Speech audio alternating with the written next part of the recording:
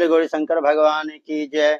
इसके बाद ब्रह्मा जी के पास सारे देवता पहुंचे, ब्रह्मा जी को सारा वृत्तांत कहने लगे। बोले ब्रह्मा जी बताइए इससे, ये दैत्य कैसे मरेगा, कोई रास्ता निकालिए। ब्रह्मा जी ने सारा वृत्तांत बताया कि शंकर जी के जो पुत्र होंगे उन्हीं से इसका मृत्यु है, ऐसा ही वरदान मांगा है। अब ब्रह्मा जी से सारे देवता कहने लगे कि शंकर जी कहाँ हैं, कह रहे वो तो तपस्या में लीन है।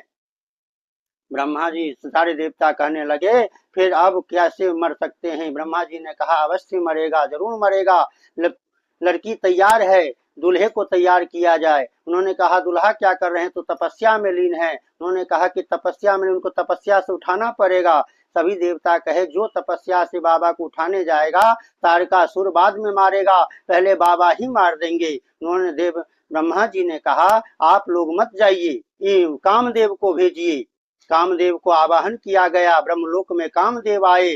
कामदेव आए तो कामदेव को सारा वृत्तांत बताया गया। कामदेव ने देखा कि शंकर जी को जगाने का मतलब है कि अपनी मृत्यु को दावत देना, परंतु कामदेव ने सोचा कि मेरे इस काम से जगत का कल्याण होगा, देवताओं का कल्याण होगा, ऋषियों का कल्याण होगा। यदि मेरी मृत्यु से इतने लोगों का कल्याण होगा तो मुझे मरना ही स्वीकार है। ऐसा मानकर कामदेव जी अपने पूरे प्रभाव को दर्शाते हुए एक हाथ में फूल पुष्प का धनुष, एक हाथ में बाण लेकर वह कैलाश की ओर कामदेव निकल पड़े। कहते हैं दो दंड का अर्थ है 24 मिनट। 24 मिनट लगा, 48 मिनट लगा कामदेव को ब्रह्मलोक से शिव कैलाश पहुंचने में। इतने देर में ही कहते हैं पूरा जगत काम के वश में हो गया। सभी जितने भी ऋषि मुनि थे सब ऋषियों मुनियों की तपस्या भंग हो गई, ऐसा कहते हैं। कामदेव जी पहुंचे कैलाश,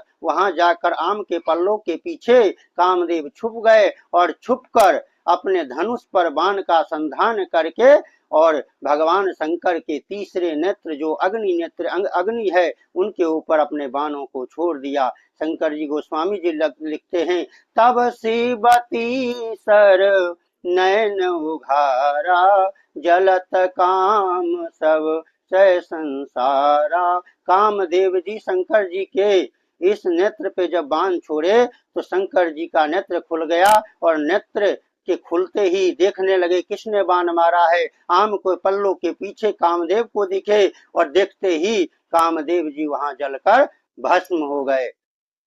बोले जय गौरी शंकर भगवान की जय।